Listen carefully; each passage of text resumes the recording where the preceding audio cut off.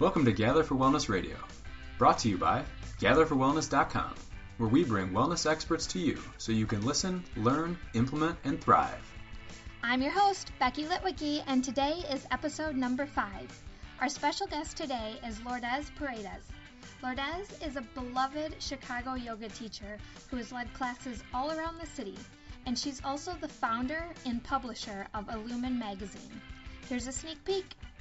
There are so many current studies on the benefits of yoga and meditation. Well, I'll just say meditation, that it changes our biochemistry, that it slows down heartbeat, it changes brain activity. They can measure that. So when people are like, oh, it's woo-woo, well, science is really proving otherwise. Lourdes, thank you so much for being here today. We're so excited to have you. Thanks, Becky. So, Lourdes, can you tell us a little bit about your story and how and when you got into yoga?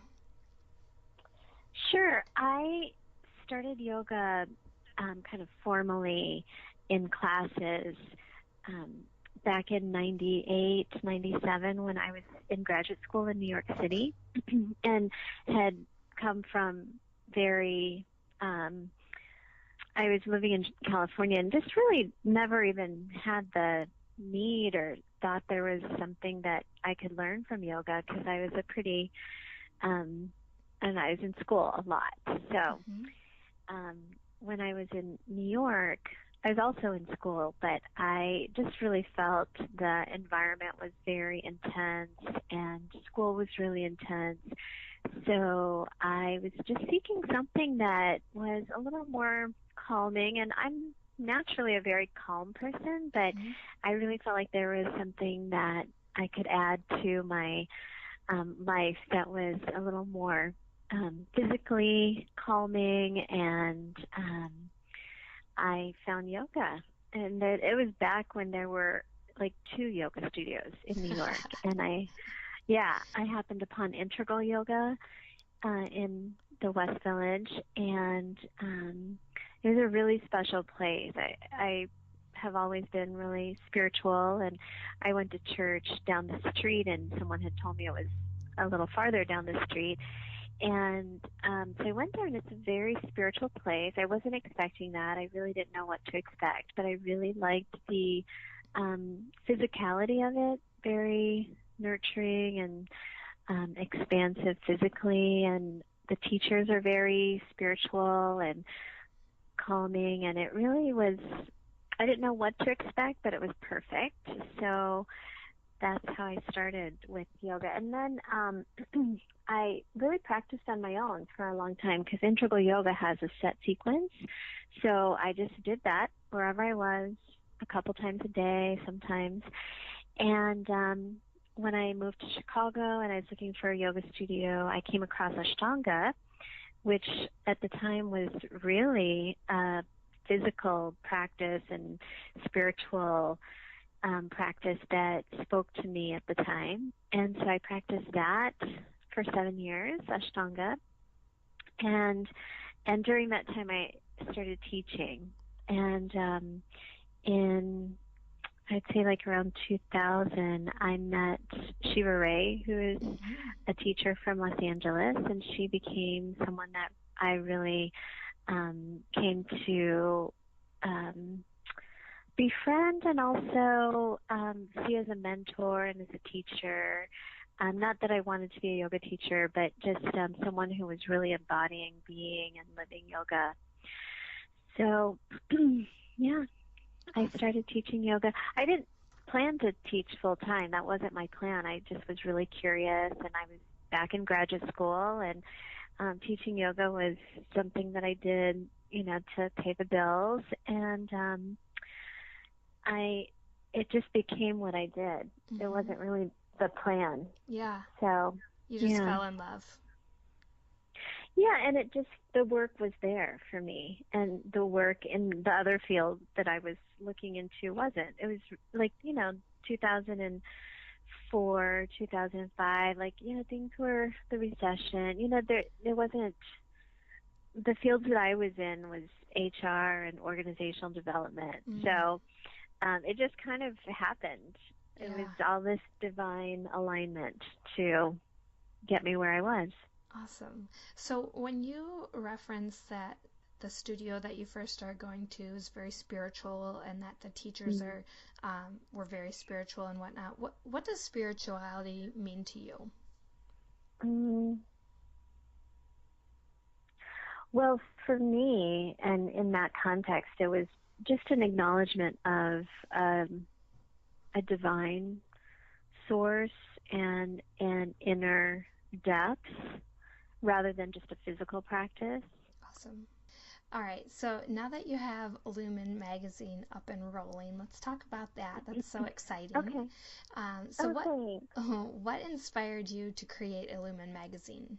I first, kind of a long-standing part of my life is I just love magazines. I love the format. I love the visual. I love just on a rainy day, curling up with a magazine, on a sunny day, taking it onto, the park or the beach and just read. I just love the format. I love, short, concise, like very digestible pieces that I can integrate into my life, or the longer features that go a little bit in depth. And I love reading, but sometimes I don't have I haven't had, like just reading a book and having those long stretches are just not as available to me anymore. So, I love the visual of a magazine. So that's a big piece of why I decided to do this. And I also just knew a lot of people in Chicago to begin with, although it's kind of growing. But I just knew a lot of cool people, knowledgeable, that I wanted to get their knowledge out there, and not just, factual knowledge, but wisdom knowledge. And so I just asked a bunch of friends to start writing, or to write, to submit something. And that's kind of how it started. And my husband helps me immensely. Like, he actually helped with the identity and branding and why do this, and just kind of kept asking, like, what's so unique about this? So that as we were building Illumine, that was how I looked into creating something that was different from what was out there. And as it turns out, it started out, I would describe it like a yoga-inspired magazine. So there's no how-to.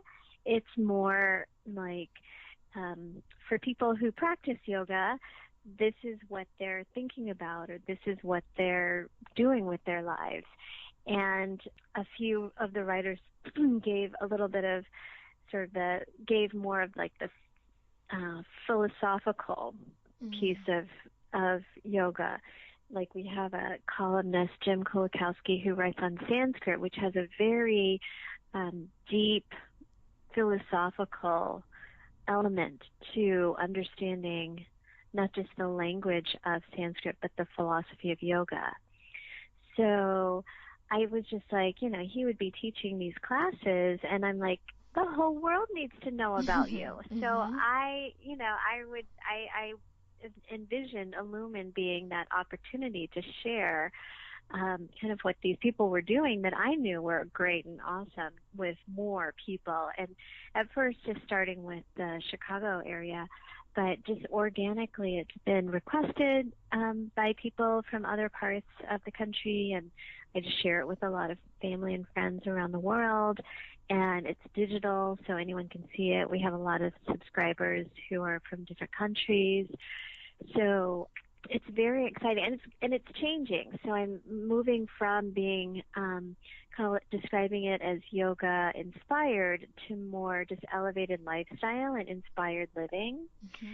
So really, I was also really influenced by the categories in Lifebook and how all those things really make up who we are. And similarly with the living of yoga, it's not just the doing of asana, but it's having a home life that is satisfying, and a dharma, doing your dharma and your purpose that is life-giving and purposeful, and really your purpose for being on this planet. So, having all those pieces that yoga does integrate into their philosophy, but just having that as a way of looking at our life, and so the name Illumine really came from my image of someone who's living this life pretty well, like healthy and engaged with life, doing work that they find valuable and fulfilling, being of service to people, that when all that's happening, people just naturally get lit up from the inside. So that's the name Illumine. And we are naturally drawn to people who are lit up, Absolutely. So being drawn to the light is also an image that I think of when I work on Illumine. So that's kind of how it's evolving.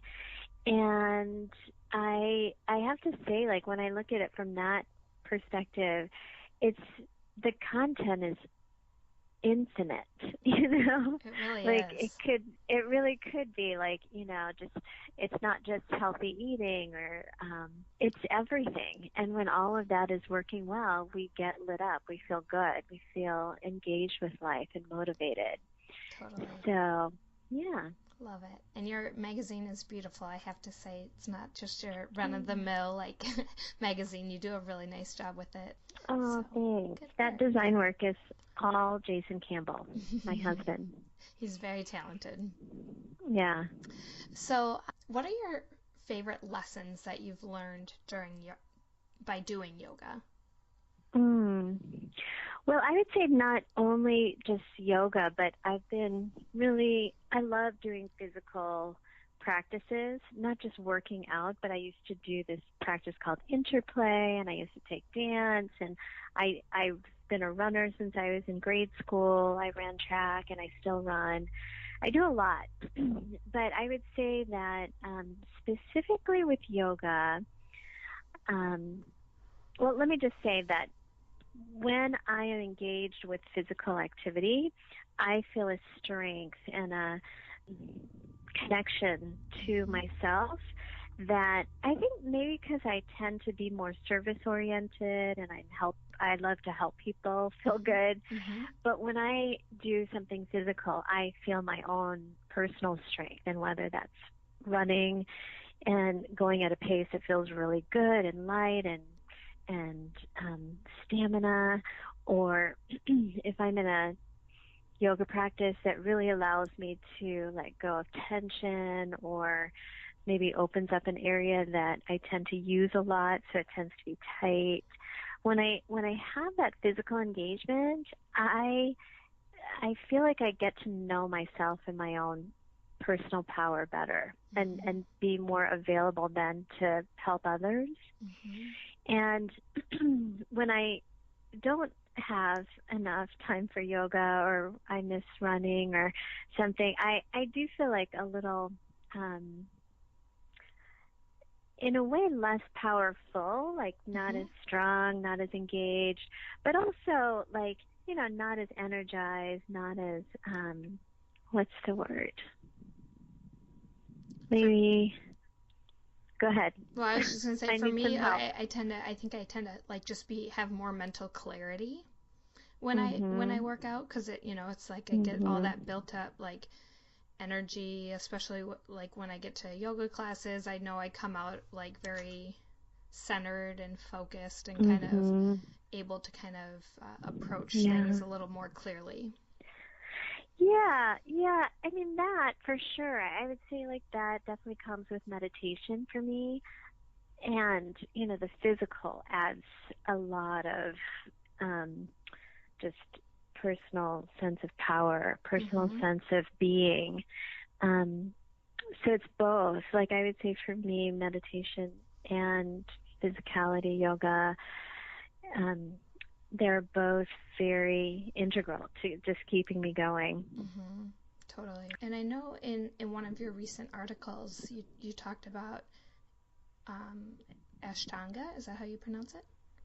Mm-hmm. Yeah. So, and how, like when you find obstacles within the sequence, the challenging postures bring out fears, attachments, and insecurities. And I actually just hosted an event with some of my favorite mentors, and one of them being my yoga teacher. And she talked about, or we kind of talked about how stress. It was an event for like stress management kind of, and we talked about how stress can be used in such a powerful way to learn and grow and become more intelligent, more confident, more, healthy, whatever it is.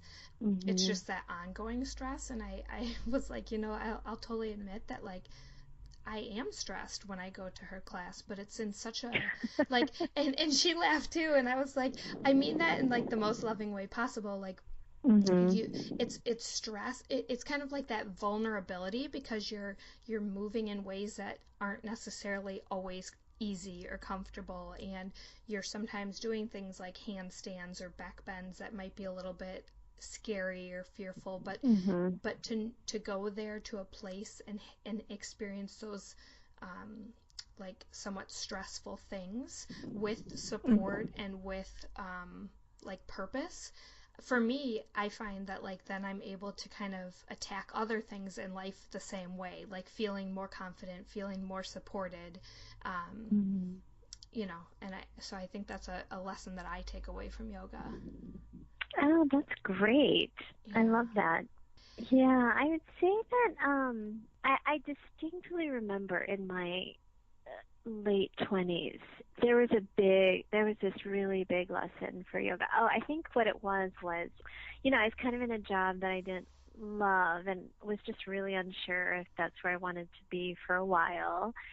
And, and that just caused a lot of internal questioning and turmoil and, just that uncomfortable. Is there something else out there? Totally. What am I supposed to do? And especially like in my, late 20s, I wanted to know.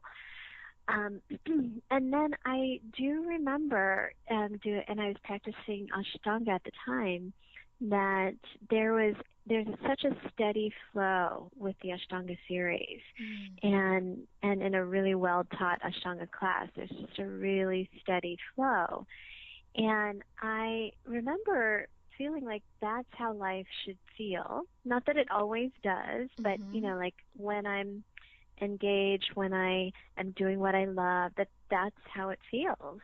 And just really feeling like that's like a good indicator for me if I'm in the right place. And I wasn't feeling that at work. So it really made me question, is this where I should be?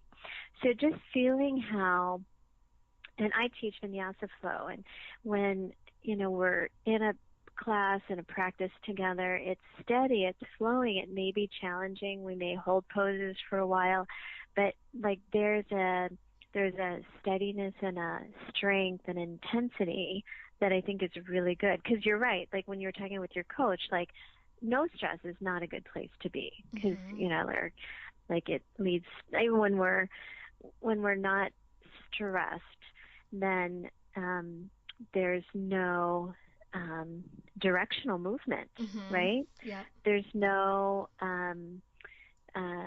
move from one place to another, or there's no purpose, or there's no feeling like I want to get somewhere. So having that sense of flow, like, I mean, Illumine is hard. We have a very small team, and it's there's something to do every day, all day. But, what it doesn't take just, one, I love it. I love the content. I love the format. But it also is, I feel like having a vision and having a sense of where I want it to go, like that stress, like moved me going forward. And I have to say that not that I didn't like teaching yoga or I was feeling complacent and all, but I did feel like, about 2013, I was like looking for some stress. Yeah. You need that challenge. Yeah, and Yeah. not like I was, teaching the best classes in the world or, whatever. Like I do have a little bit of, I tell people like, and it's true, I get a little nervous before each class, and I still have that, but, there was sort of enough, like I've done this before that I'm probably going to do okay, Mm-hmm.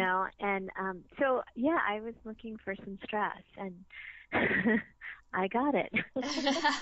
Bring it on. Yeah, but I totally love how Yeah. you talk about carrying that element of flow and like stability into your life. That Mm-hmm. totally rings true for me. I just hadn't necessarily put that to words. So, yeah, Mm. that's awesome. Um, Yeah. And also like within the poses, like when, and I really emphasize this in my classes, when you're stable, when there's grounding, even when you're holding a pose, it's challenging. mhm, It can be challenging. And it should be. Like I always describe like on a scale of 1 to 10, you want your intensity level to be about a 5, 6, 7, because mhm, then you know something's happening. When it's too easy, your mind wanders. When it's too hard, your mind complains. But when you're right in that like sweet spot mhm. of whatever it is, intensity or flow or stress, like there's something that moves and changes and creates like energy. And whether you call that prana or energy or inspiration, like that's what you want. Mhm. Yeah, I love that. I think that's what I want. I'll just Totally. say Oh, that. that's totally what, yeah, absolutely. What other ways do you carry yoga with you throughout your day?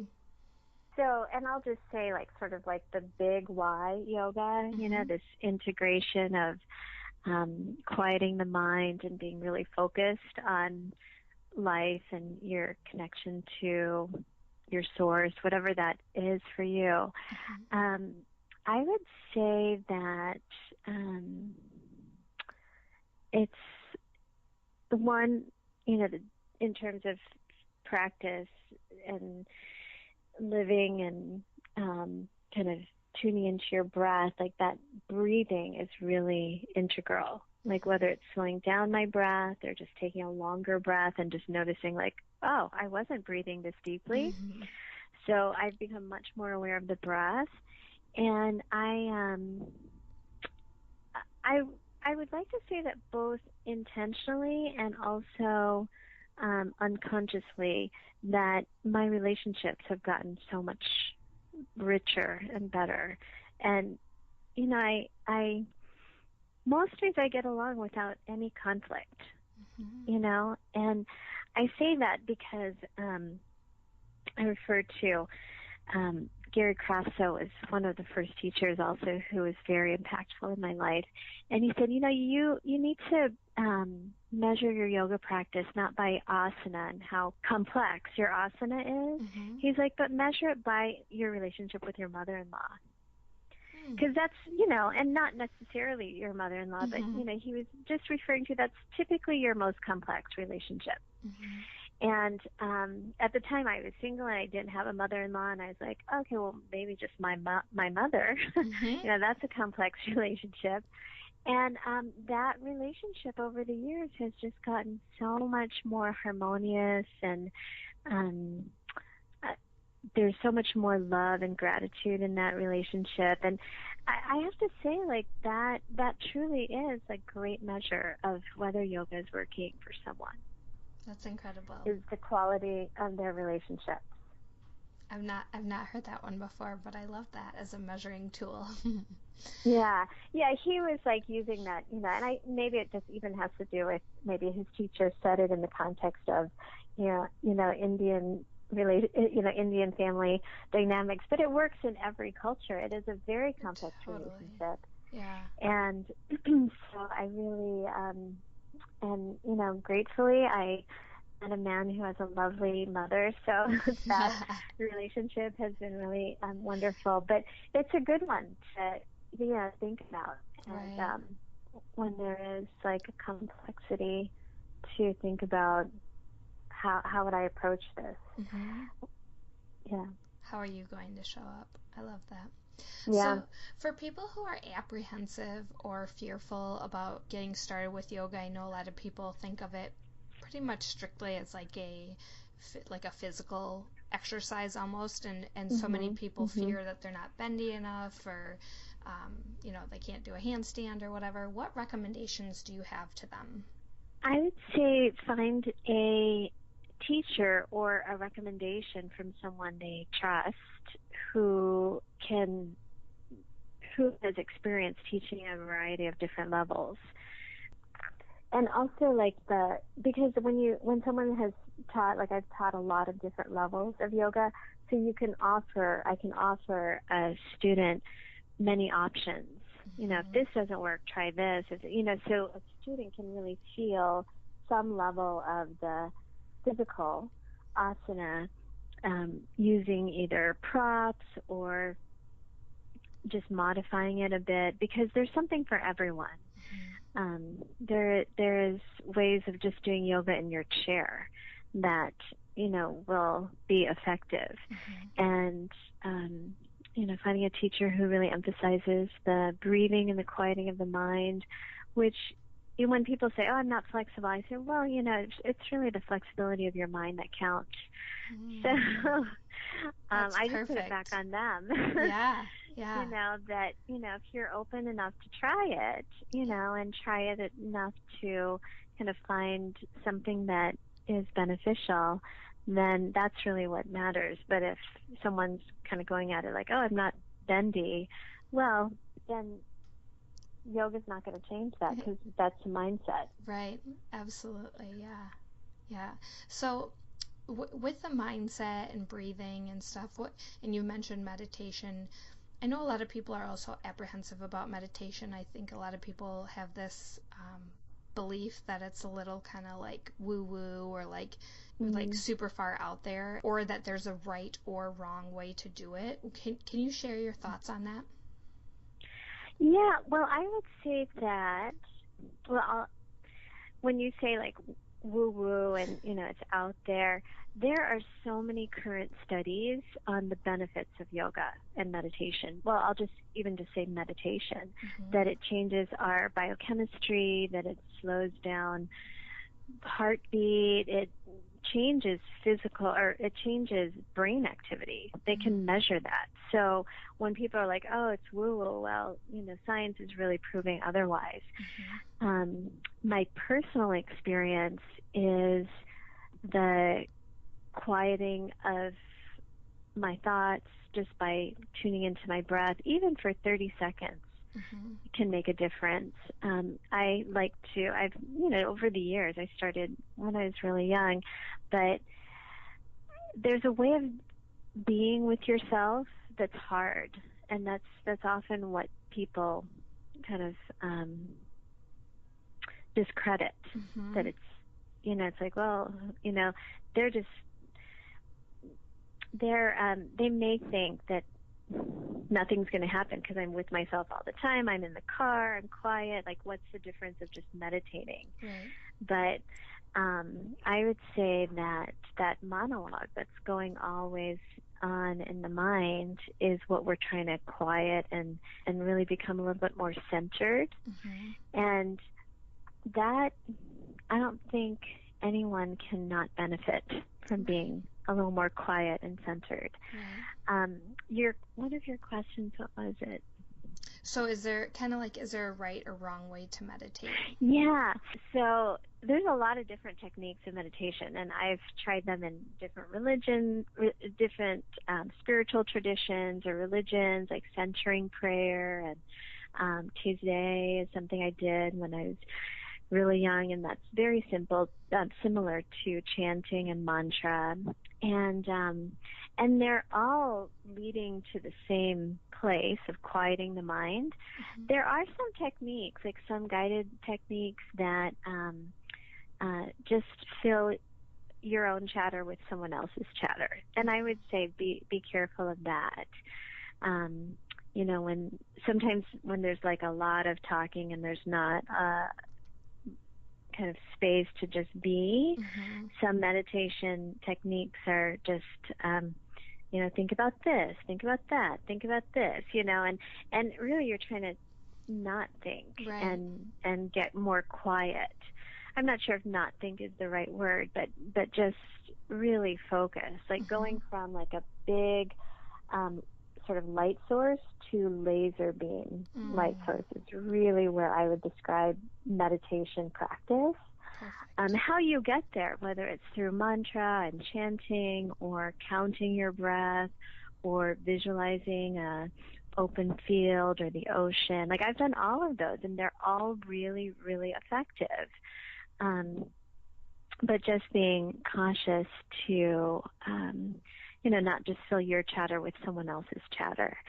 I will say one of my favorite resources, and it takes a certain level of openness to read Eknath Easwaran. I can email you the name of his name and his meditation book, but he writes a book called Conquest of the Mind, and he really describes like how the mind goes through all this chatter and just kind of different layers of meditation. Like at first you're like, oh, I can do this and this is so great. I'm really good at meditating, and that's still your ego working itself out, And then it's really brilliant. I've read it several times, and I see myself at a different stage every time I read it. Awesome. I look forward to looking into that. Yeah. Cool. So what's a good way, aside from the resource you just gave, what are some other good ways that people can get started with yoga or meditation? There's a lot of resources online, to tell you the truth. I don't know any in particular that I can recommend, but there's a lot of video resources online on YouTube. I can also share, I did some yoga sessions as part of this DVD series that, just 15-minute sessions that were really accessible. Someone could do it on their own, and just kind of releasing major areas of the body that tend to get tight and that are really doable. Like you could do this at home and probably feel some good benefit. There's a lot of intro to yoga classes. I think, level 1 intro classes are really essential to just get started and understand the basics.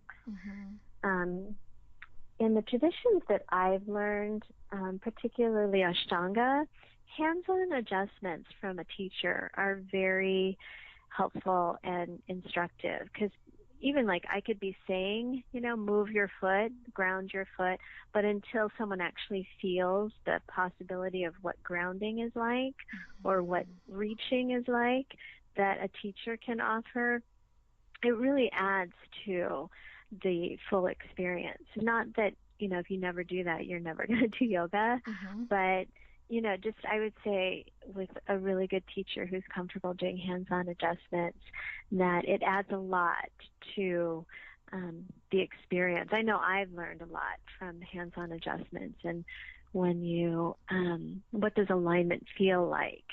So if someone is interested in classes, that's probably something that they can expect. Although not everyone is comfortable with hands-on adjustments.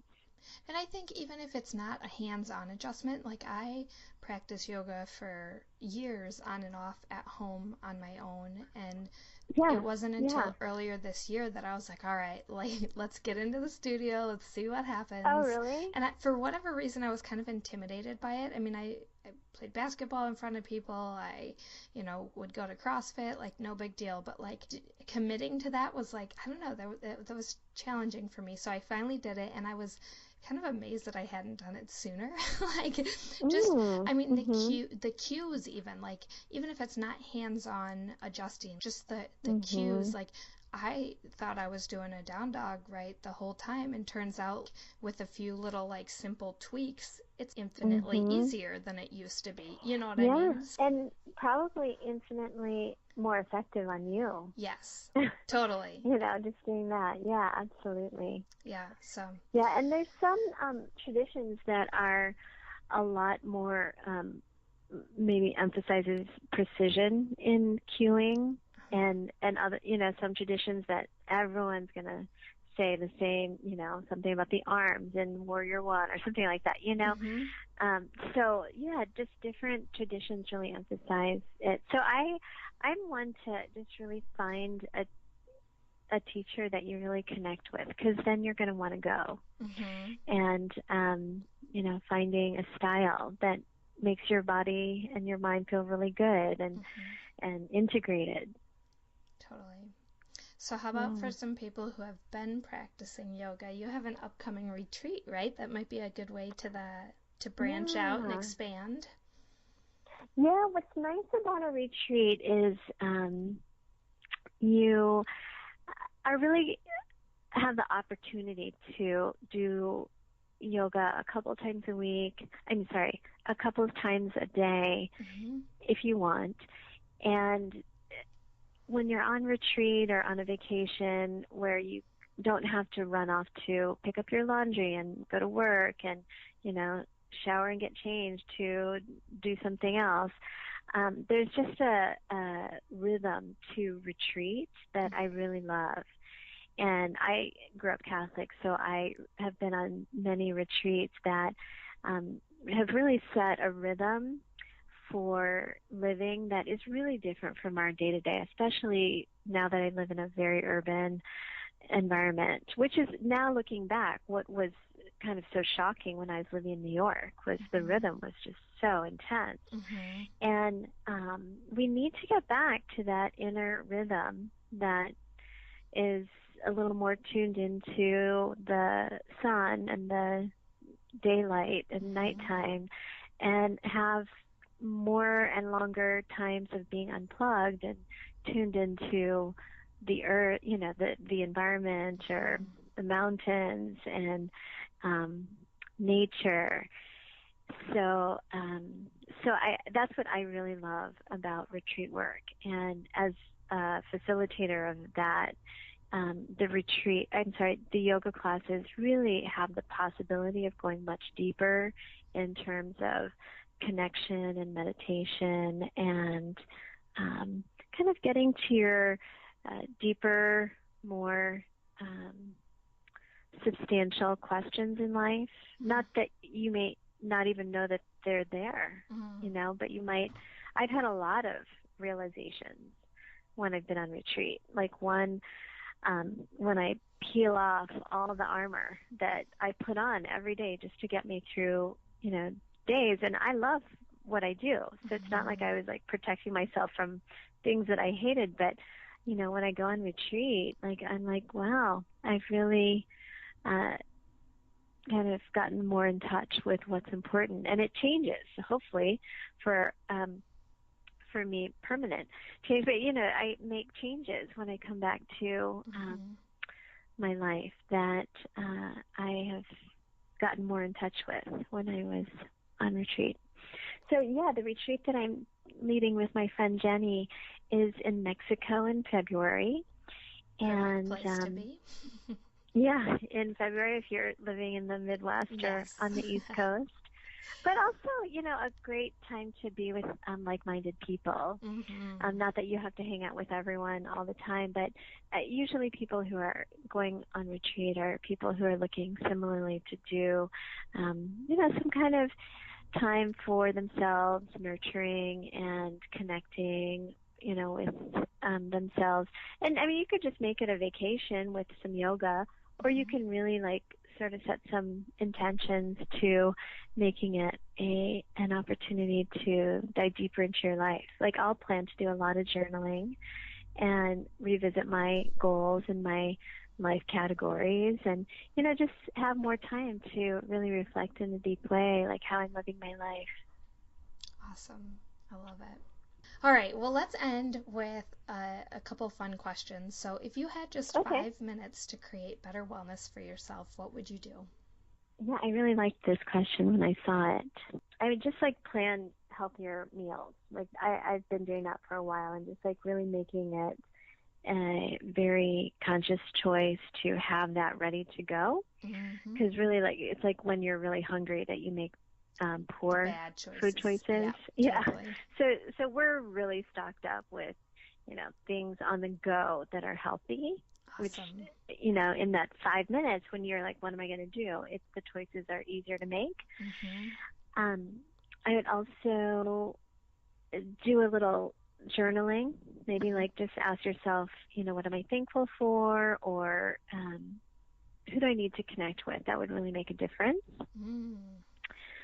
And I would schedule in some self-care. So I guess like maybe that 5 minutes is planning for how to put into your week things that really nurture you.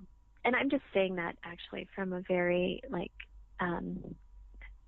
person who's really into service and tends to help a lot of people and give my time away. Like that's what I do on Sundays, is really plan in good meals, good people to connect with, things that really light me up and keep me illumined throughout the week. But in terms of just practical things, I would say like the journaling and call your mom, call people who love you and are not going to be, and maybe it's not your mom, but call people who are going to totally be open to what you're up to and give you uplifting, unconditional support and love. Like that's a good 5-minute one. Absolutely. Yeah, that's beautiful. Yeah. I love that.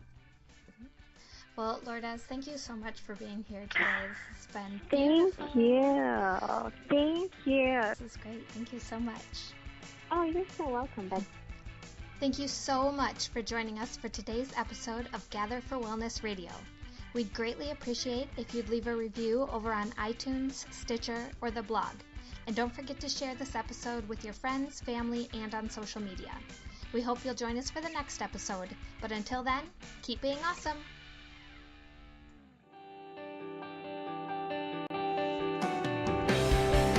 Welcome to Gather for Wellness Radio, brought to you by gatherforwellness.com, where we bring wellness experts to you so you can listen, learn, implement, and thrive. I'm your host, Becky Litwicki, and today